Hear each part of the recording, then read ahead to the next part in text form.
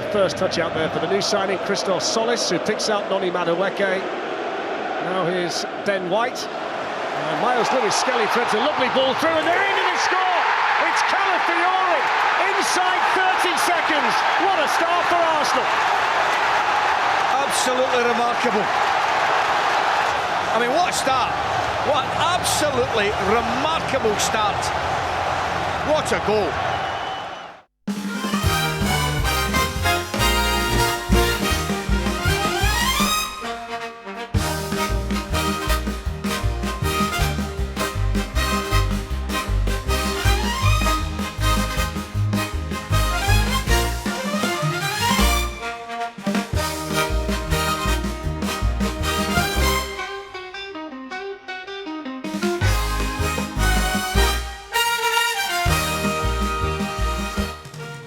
Hello and welcome to the Sound of Football podcast. I'm Graham Sibley, and as ever I'm joined by Jan Bilton. Hello. And Terry DeFellon. Hello. Back for our actual season preview. Now, 3 episodes in before we actually get to our season preview. I don't think it's ever taken us this long to actually start thinking about what's going to happen in the season ahead. But yeah, we've not really mentioned stuff like transfers or new managers or anything over the last 2 weeks because, well, Terry, we've been too busy talking about FIFA, haven't we? We have indeed been too busy talking about FIFA and my correct ideas on what to do with FIFA, which we won't go into now because I don't want to start another argument. But nevertheless, it's been too busy with that kind of stuff. And now it's time to talk about the football. Yeah, the actual football. The actual club football, Jan, isn't it? But, I mean, this is what you're really waiting for, isn't it? I mean, all that serious stuff about how the world is run, that's really just admin, isn't it? And what we really want is football to talk about, isn't it? We do, and specifically club football. The World Cup's all very good, apart from when it's not. We've covered that already. But club football is where it's at. Where, certainly for me, it's where my passion lies. We're not football civilians. No. You know, we are the hardcore. We are football fans, and club football is what we do. Yes. And the international game is important. The World Cup is great, and all of that stuff. It is great, but I mean, no. This is the bread and butter. This is the reason why we pay stupid amounts of money for subscriptions. It really is. It really is. So yes, the football. This is it. None of your tourist stuff. And I'm sure our listeners are a bit itching to hear our takes on such things. Well, it is warm. It is warm, and we do have to be very careful because we got that government alert last week, didn't we, Terry? Oh my God! So Jesus Christ! Jesus! I nearly fudged me wise. That was unbelievable. Oh my word! I thought that was reserved for death is upon you. I thought nuclear attack. Seek forgiveness now, sinner. But no, it's like, can you not start fires? I mean, I realise that in this country there are people who need a government alert to be told to not start fires. Because there are some dozy people in this country. There are. But goodness me. Anyway, sorry, that was a bit off topic. But I know. We need another one to say the football starts tomorrow. That's what we should do. Yeah, we should just turn it into a yellow ticker on Sky Sports News. It's like, oh, fucking hell, not another one. Maybe Sky have been looking at that thinking, oh, wow, yes, why haven't we got one? That would be brilliant. They should totally do that. They really, I went big 18 million phones going off and it's like, oh, Oliver Glasner's been sacked as Forest coach. Saucer of milk, table 2. Yeah, that sound effect you've just heard is every time Terry has a minor dig at Oliver Glasner. I'm going to be playing that quite a lot, I think, this season. One piece of recording that I might need, I have got on standby actually, is Terry saying that the Community Shield is actually a valid trophy. I've got it on standby just in case he doesn't actually say it this time. Yeah. I was listening to a podcast the other day, Yes. and they were talking about the Community Shield, and then they mentioned the Club World Cup, and they agreed amongst themselves that the Club World Cup was a bigger trophy than the Community Shield. I obviously turned it off there and then because I've never heard such nonsense in my life. I mean, was I being too unkind? That sounds like a shocking Gen Z take to me. Yeah. Yeah, possibly. Yeah, that's a shocking take. Well, maybe it is. You see, when we were playing football games in the 90s on our Nintendos, and we were playing those hokey tournaments that came out the box in the non-licensed ones, where you'd end up with every team playing with their weird names. If you grew up with that as a thing where clubs from all over the world would play together, you probably grew up thinking that was a good thing and probably thinking, wow, if this was real, it would be really important, wouldn't it? But in reality, it's not, is it? It's just a load of old hokey FIFA made-up crap. And yes, will we ever see it again? Probably not. Probably not, because obviously the UEFA boycott.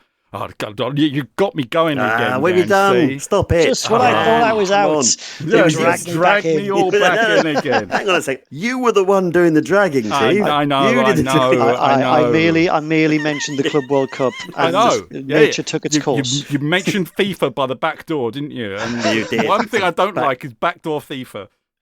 Yes. Who does? Well, I think there are probably a few who'd be up for it, but none on this podcast. Well, obviously that other podcast that Yes. Jan's been listening to, they obviously love a bit of it. They do. It was The Athletic. Oh, no. That's shocking. I thought it was shocking for them, actually. Pretty poor. Well, anyway, can we get back to the Yes, to sorry. Arsenal's Yeah. wonderful display in the Community Shield? Thank you very much. Right, yeah, of course. We're yeah, talking totally. about club football and club football. Well, right, club football. Yes, okay. Look, anyway, we're talking about proper club football, well, almost proper club football. The Community Shield, which Arsenal won comfortably against, I'd say, underprepared Man City side. I think that's my take from that. I'm not reading too much into it, but maybe you guys are. Jan, what was your initial reaction to Arsenal winning that 3-0? I was wondering when the other team were going to turn up. Because Arsenal looked imperious, but you have to put that against the fact that Manchester City I don't know what they were doing. It just seemed quite bizarre. I mean, I know it is a season curtain raiser, and it's important, but it's not as important as some of the competitions, for example, the Club World Cup. But City just doesn't look like they were at the races at all, which is not like them.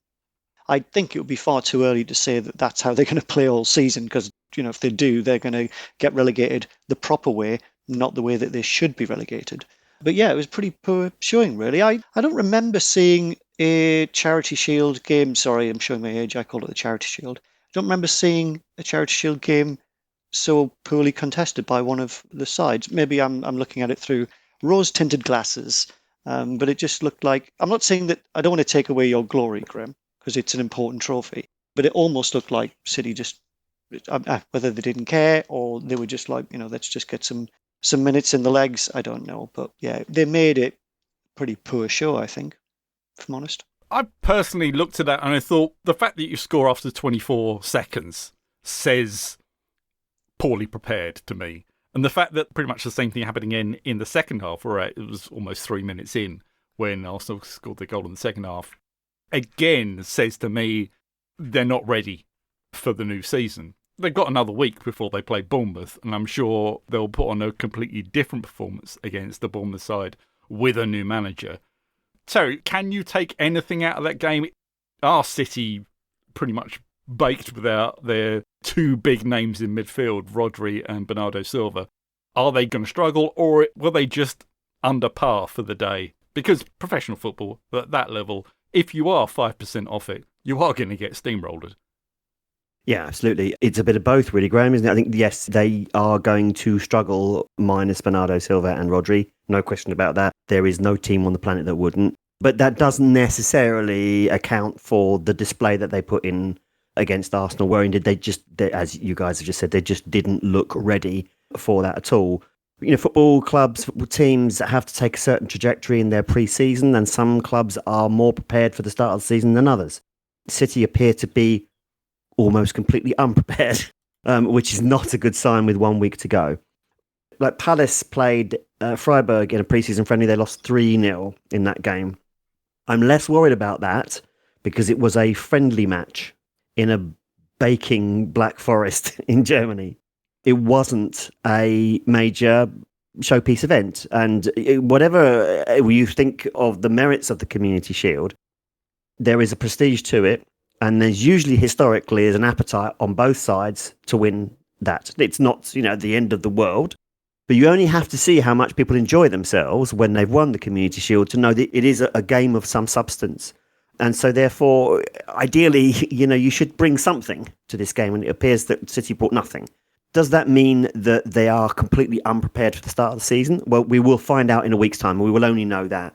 I think if I was a City fan, I would probably be disturbed by the intensity and the apparent lack of preparation. Now, it might well be that Maresca's just gone, look, I've got guys coming back late. I've got squad changes going on. I'm losing my two best players.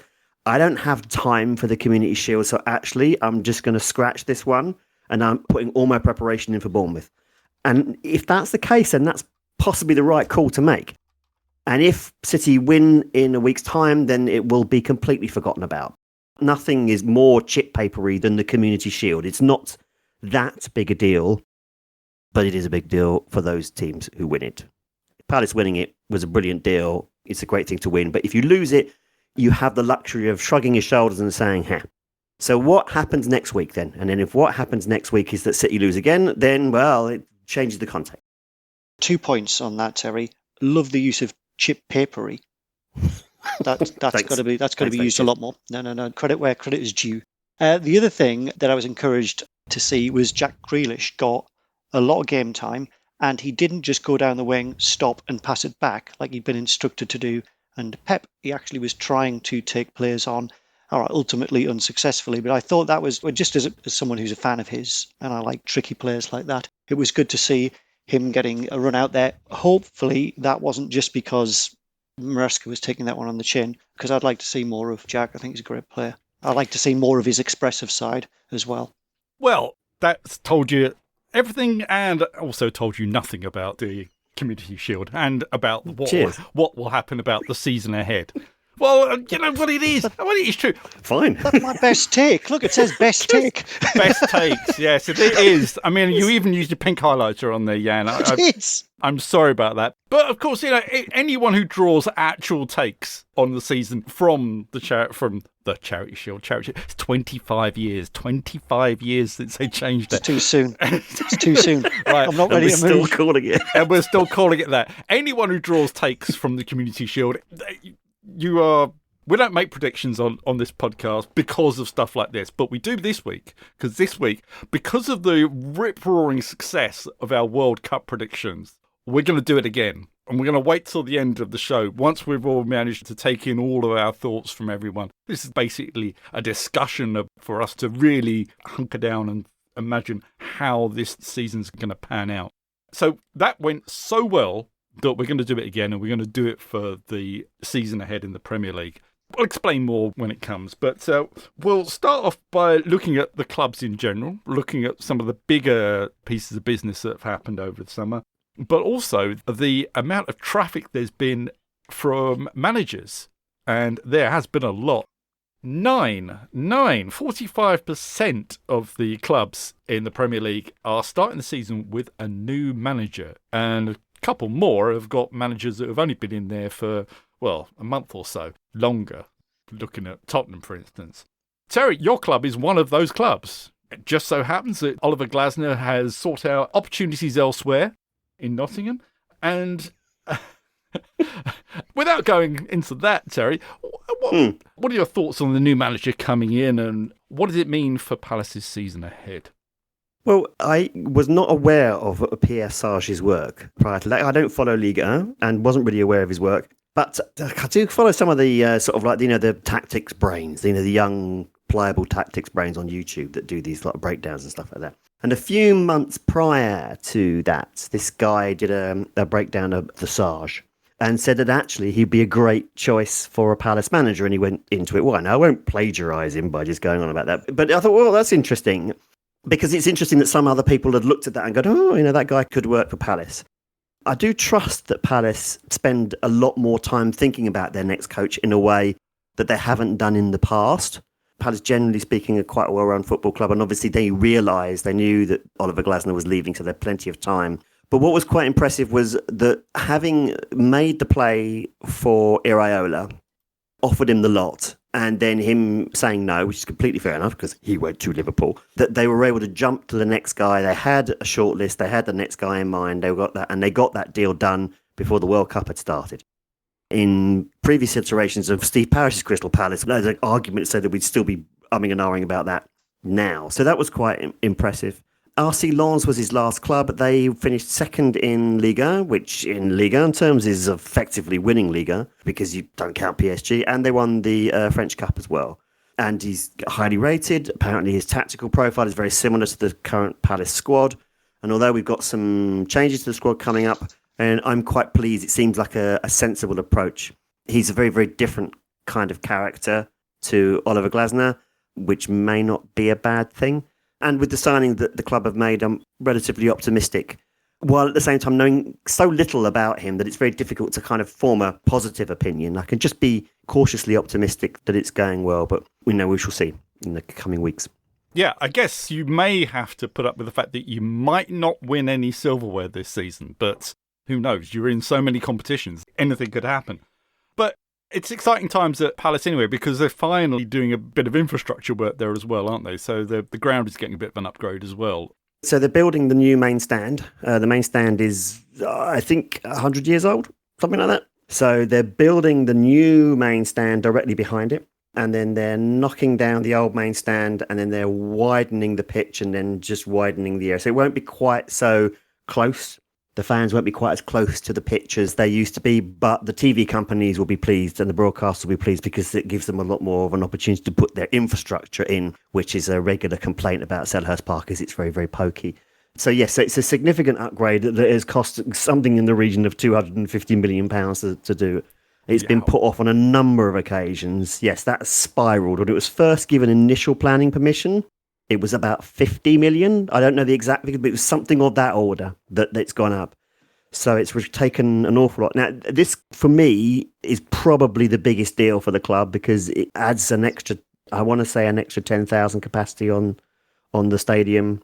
And although it doesn't safeguard our status, it certainly puts us up a level, in terms of club size, and puts us up there with some of the great giants of, well, maybe not the giants. That's a bit of an exaggeration. But it certainly puts us on a level that we hadn't previously been at. So it is very, very exciting. And I'm looking forward to taking what I hope will be a place as a season ticket holder in there if I can get in through the door. That would put you at about 40,000, is that right? Well, I think we're currently 25, 26, and I think it's 30, 35-ish, something like that. So not quite 40. Still pretty good, though, isn't it? Yeah, absolutely. I think it would be great if Palace could get up to 40,000 capacity stadium, and then that puts us certainly in an upper tier. I mean, there are obviously bigger stadiums, but I mean, that would be great. If you look at the list, 37,000, that's Villa Park. That's Ellen Road. What's the City Ground? I mean, I'm just asking out of curiosity. Out of curiosity, 31,000.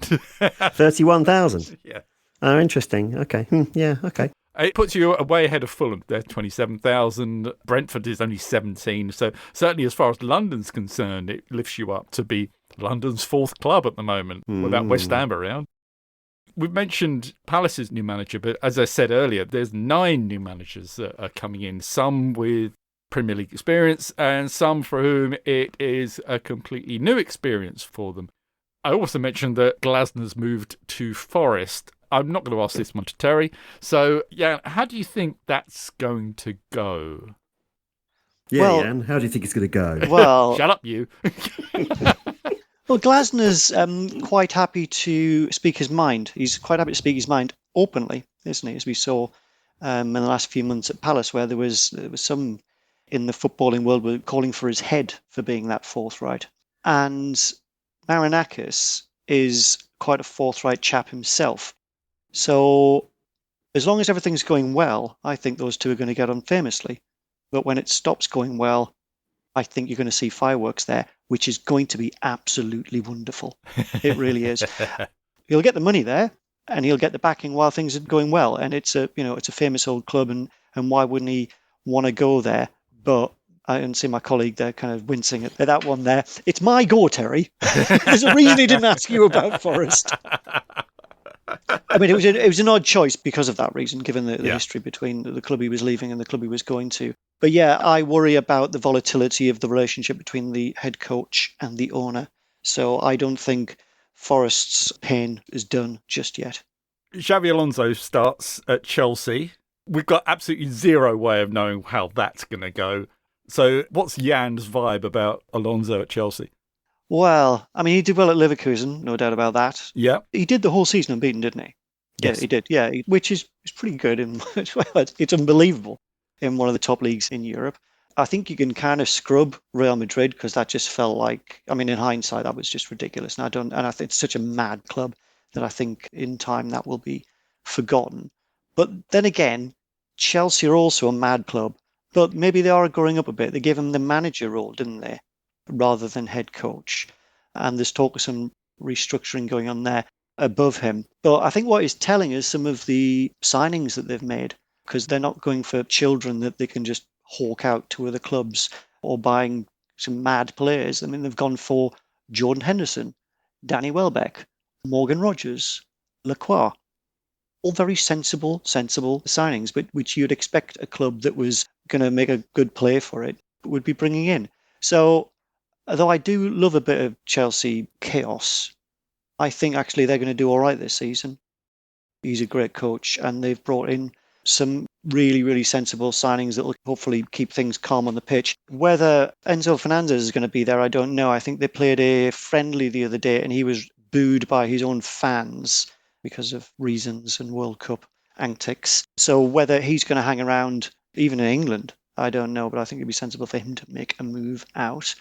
Terry, what was your initial reaction when you saw that they'd signed Danny Welbeck and Jordan Henderson? It's certainly two eye-catching signings, for sure, yeah, because of the seniority, the age that they are at. They're clearly dressing room signings.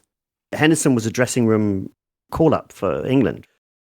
Xabi Alonso clearly has decided that probably the culture in the dressing room maybe needs a bit of a reset, and has brought in these two guys whose, really reputation as professionals is beyond reproach. I mean, the worst thing you can say about Henderson is that he can be a bit of a fool, and get too carried away and break his own arm and get himself booked despite never playing any actual football. But that, in a dressing room, you want to have a guy like that with you. I'm sure he'll bring something, and I'm sure he will get minutes as well. So it's not just a dressing room signing, but it does suggest that maybe Xabi Alonso is looking to establish some kind of culture in that dressing room. And yeah, I mean, when you look back at his time at Leverkusen, when we talked about Granit Xhaka at Sunderland, and Xhaka was a really big player, I think, for Leverkusen in just helping, I think, again, establish an equilibrium. And I wonder whether or not there's a bit of that going on. It is a young profile squad, and it probably could do with maybe some mature heads and also some mad bastards in there as well. And Jordan Henderson does both really, really well. And Welbeck's just a very, very classy player, and by all accounts, a really classy guy. He'll be worth a few goals as an impact player, and it'll be really, really popular. So I don't put that with Rodgers, who is by any definition of a terrific signing. And Lacroix is an outstanding player, and I'm very sorry to see him leave. But I'm kind of pleased that he's got a big move, because I think he's earned it, even though it is to a really awful football club. So there's a lot, I think, to be optimistic. And as long as the ownership, one, stay out of his way, and two, don't implode, two massive ifs there, then I think actually Chelsea could be in for a decent season. And even if, in fact, they did implode, they may still have a decent season, as long as Xabi Alonso can keep the guys focused and keep them together. I'm not going to go through all the clubs, because we're going to actually do that later when we go through our predictions. Personally, I think Areola's going to do just fine at Liverpool, but we'll need to see how it goes from the first couple of games, and then we can have a really good idea. I think we'll have a quite a lengthy discussion about his move to Liverpool and what that means in the grand scheme of things.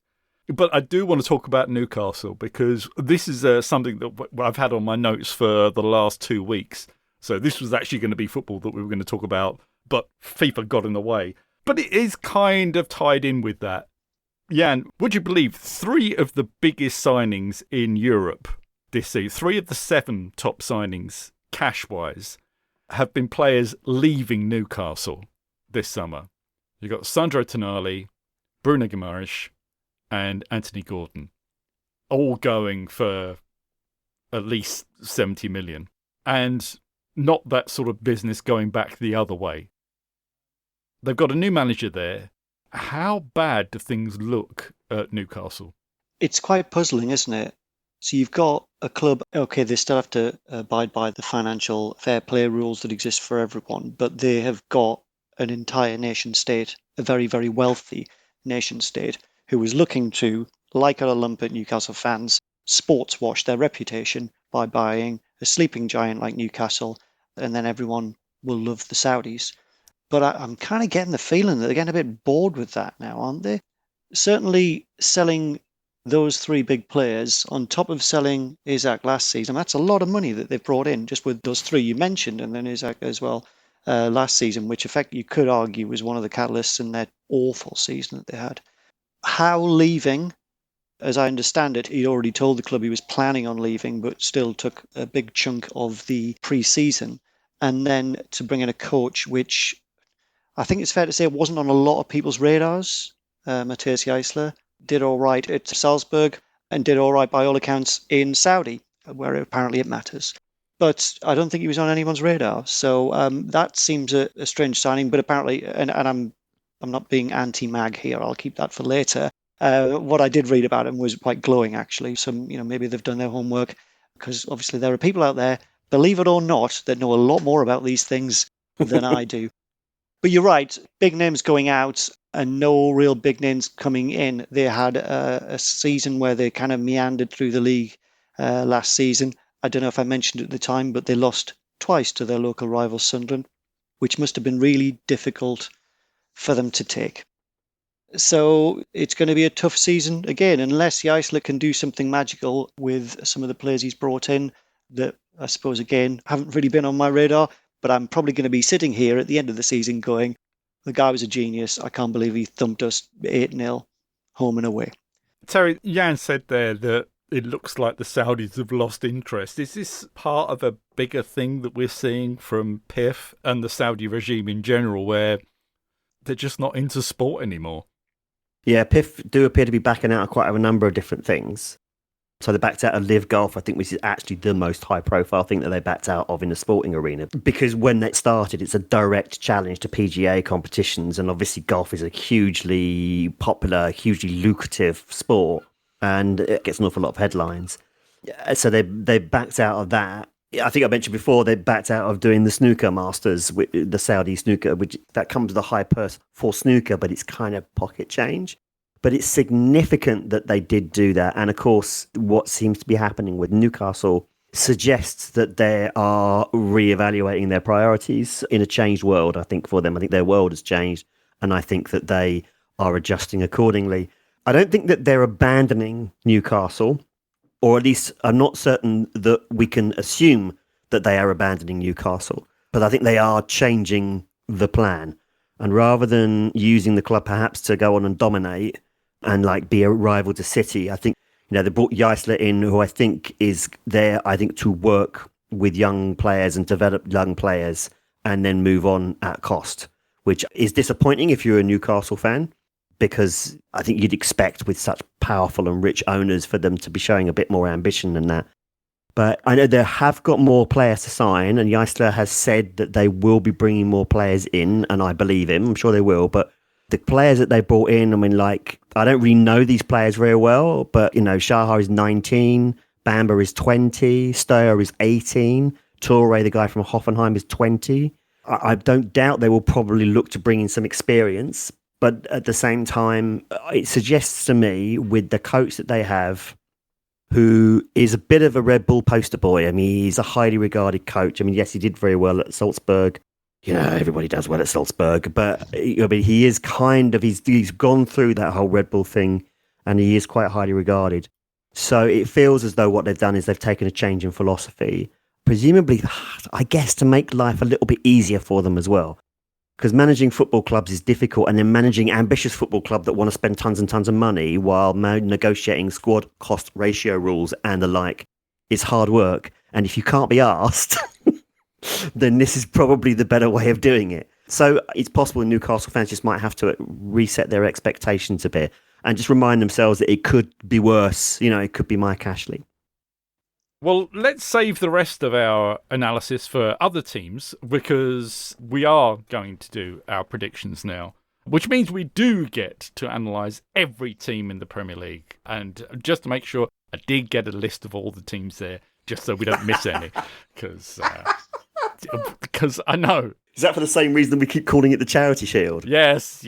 Because our brains are failing us. Yeah, and I know as soon as I put the list up, Terry's going to say, "Where's Wolves?" Very funny. Yeah, but Where is Wolves? Seriously, though. Well, seriously, Where are they? Right. Okay. Right, yep. Streaming spreadsheets. I feel like I'm at work.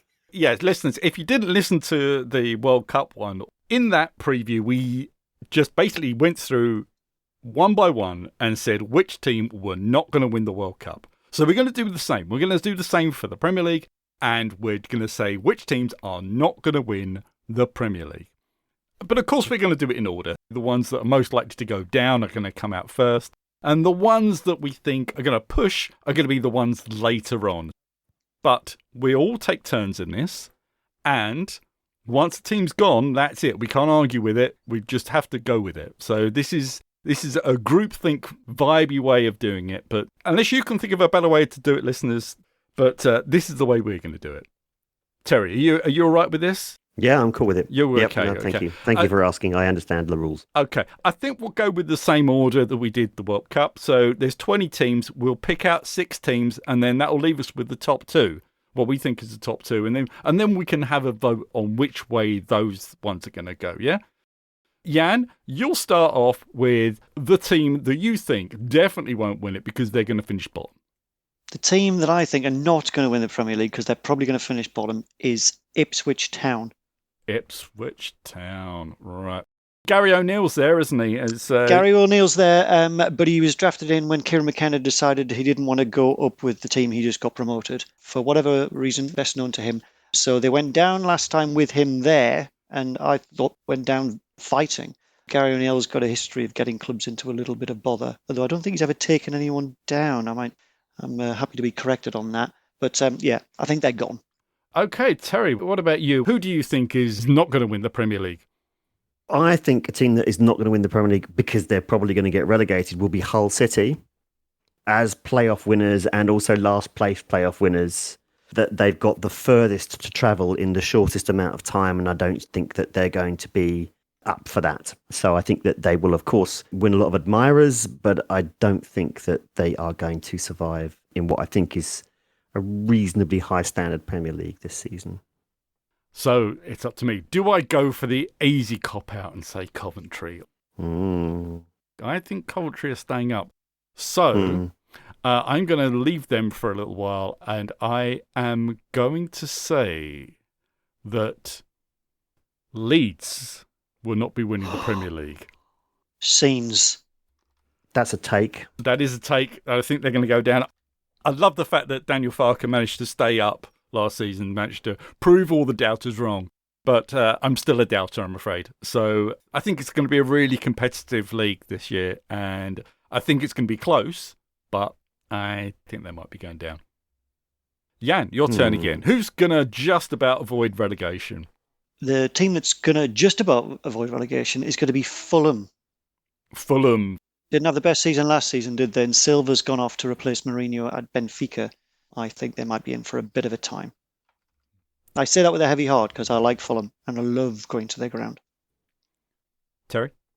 Okay, so I think the team after that, that won't be relegated but definitely will not be winning the Premier League, is Jan Bilton's Sunderland. Yeah. Sunderland they made some massive signings last summer, did an amazing job. I feel as though they did kind of drop a little bit towards the back end of last season, while at the same time doing amazingly well to get that Europa League spot. But I think that combination of Europa League football, I don't think they'll probably be as prolific in the transfer market, is going to cost them. I don't believe they will be relegated, but I think that they will struggle a bit this season and then finish, what did I say, 5th from bottom? Yeah, they'll finish, 5th from bottom, Yeah.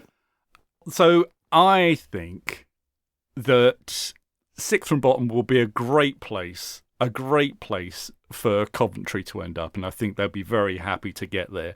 Big Frank coming back, and I think he's going to have a good season. I think it's going to be a party for the fans, and I think that could be enough to keep them away from trouble. Can I just say I'm a big fan of calling him Big Frank as well? So my pick, and this is just because of Moyes.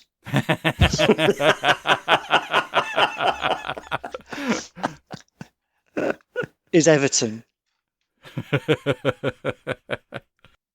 And that's just because of Moyes. That's all that needs to be said. That is it. That's the That's take. my analysis. That's David Moyes, that's the take. Got it.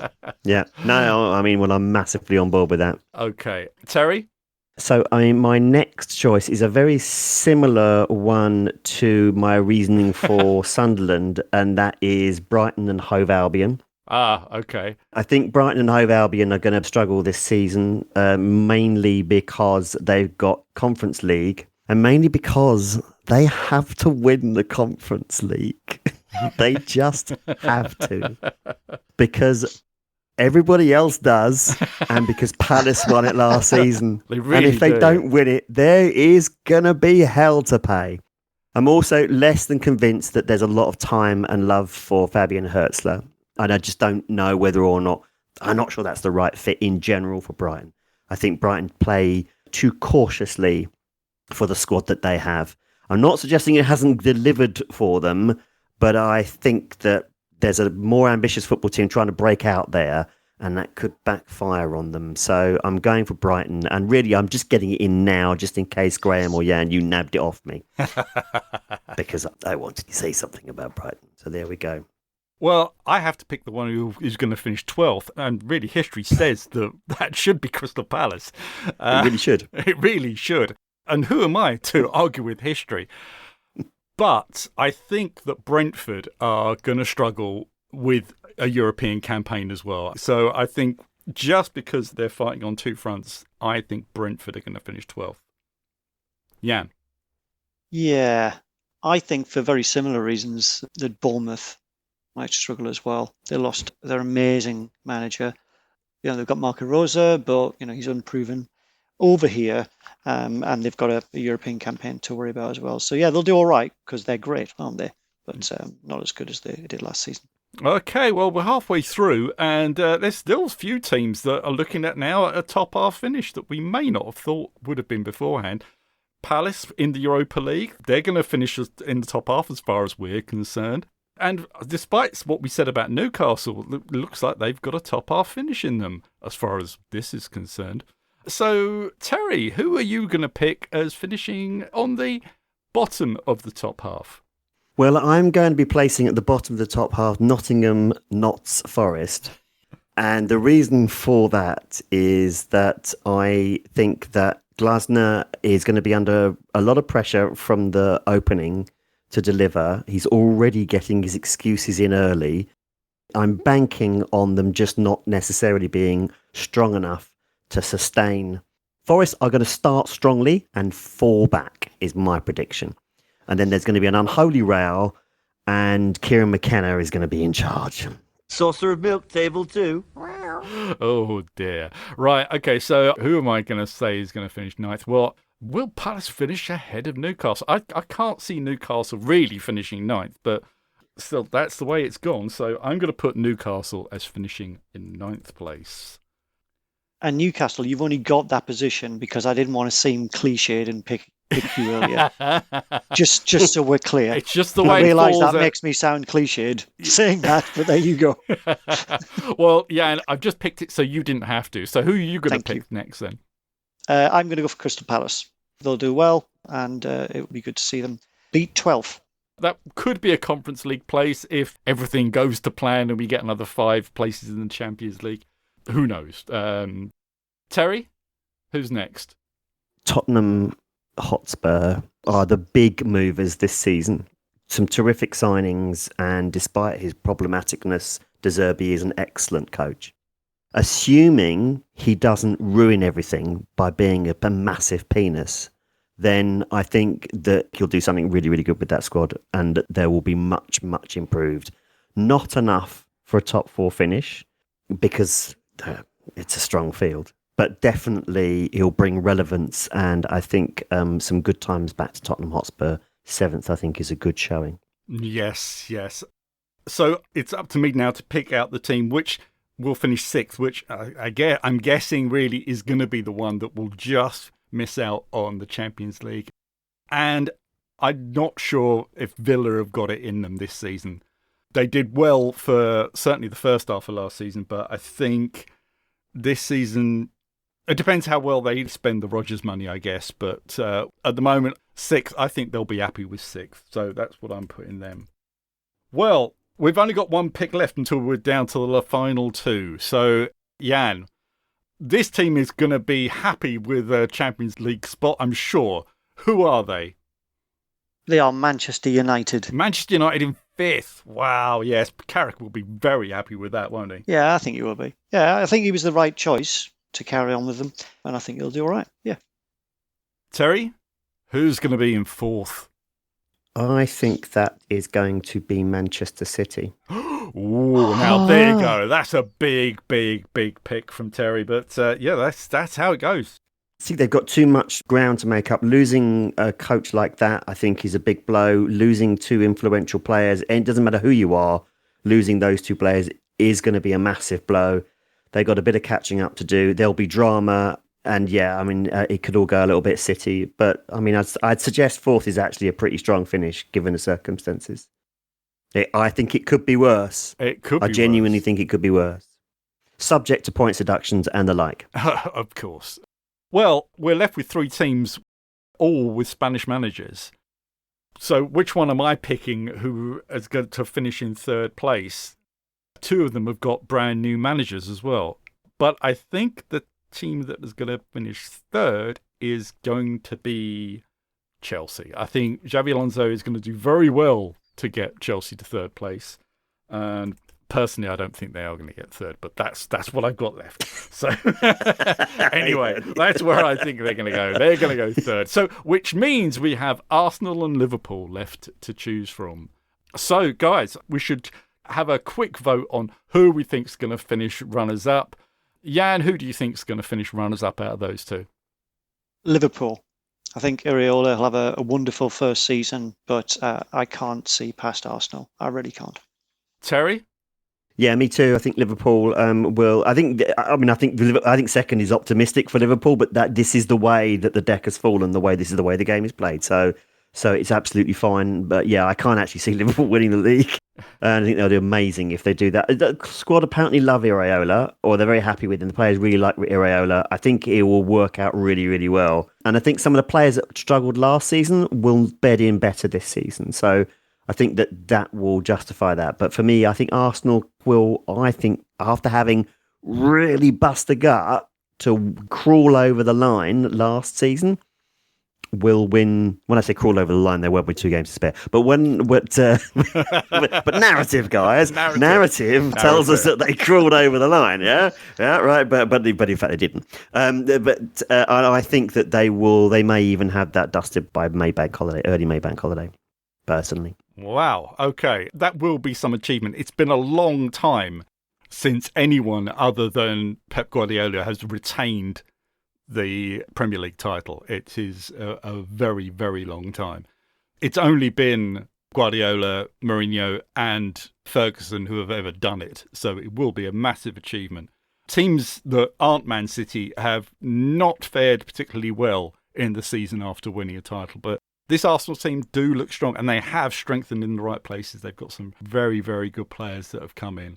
And I'm really excited for it. Well, that is our predictions for the season. Arsenal going to win. 2 of the teams that came up going down. Tottenham having a pretty good season, and I think that's pretty fair. Of course, this will not be anything like this, because if the last couple of seasons have proved anything, it's that things go crazy once the football actually starts. And it starts this weekend. And we've got another box set coming out, and it's going to be quite a Premier League heavy box set. We start the weekend off with Arsenal against Coventry. Then we'll see if Arsenal are really that good, or whether or not it was just City in their flip-flop still. City are at home to Bournemouth, so if they turn up like they did at the Principality, Jan, that could be a tricky one for them, couldn't it? Yeah, definitely. I don't think anyone... Well, we have got a crystal ball because we've just decided where they're going to finish. But I mean, City could do anything this season. They really could. They could just crack on like nothing had happened, or they'll really, really struggle. And when I say really struggle, I mean relatively speaking. But yeah, it's as we said earlier, it's a time as a City fan to be a little bit worrisome. You'll be covering the Newcastle-Liverpool game, which I think it's either going to be the biggest narrative match of the weekend or Hull-Man United is going to be the biggest narrative match. One's on Saturday, one's on Sunday. So, Terry, which one do you think is going to be the bigger narrative? Yeah, I mean, all the Carrick vibe and Carrick loving. Yeah, football has a way of biting that kind of thing on the backside. So, I mean, an early season Hull upset, just put the freaks on United, that would be fun and not altogether unpredictable. Doesn't alter, I think, the outcome of the seasons, but it'd be a fun thing to think about. But, I mean, I'm intrigued by City Bournemouth, largely because I have no idea what Bournemouth are going to be like. You talk about City. I have no idea how Rose is going to go down at Bournemouth. That was an interesting one. I know that was called really, really early, wasn't it, guys? They called that signing. It's a bit of Dortmund bias creeping in here, but I worry about Rosa in the Premier League personally. Well, if you want to see what we think of all those games this weekend, then get along to sofpodcast.com and click on the link for the weekend box set. And subscribe to our Substack, and it will be in your inbox on Friday lunchtime. But that is all we have time for this week. So from me, Graham Sibley, from Jan Bilton, and from Terry DeFellon, it's goodbye. Goodbye. Goodbye.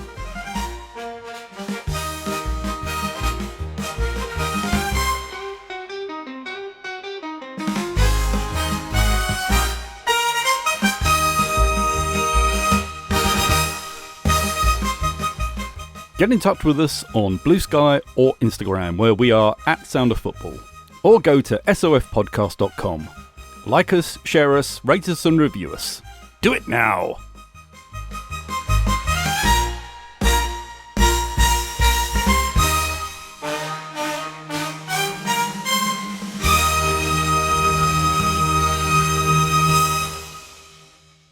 Excellent. It's good. Wonderful. I'm glad we did that. Yes. Can't wait for the FA Cup first round.